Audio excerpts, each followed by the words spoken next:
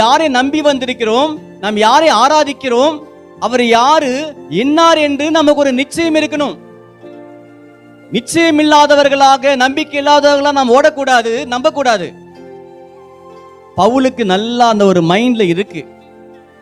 அதான் சொல்றார் அவர் அங்கே, எனக்கு நிச்சயமாகவே தெரியும், நான் நிச்சயத்திருக்கிறேன், என் மைண்ட்ல வைத்திருக்கேன், எனக்கு அந்த நம்பிக்கை இருக்கு. எனக்கு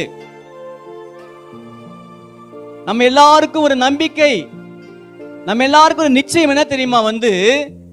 நம் ஆண்டவர் எங்கே என்று மற்றவர்கள் கேட்கும்போது நம்ம சொல்ல முடியும், என் ஆண்டவர் பரலோகத்திலே வாசம் பண்றாரு, நான் ஜெபிக்கும் போது என் ஜெபத்தை கேட்டு எனக்கு பதில் கொடுக்க அவர் வல்லவரா இருக்கிறாரு.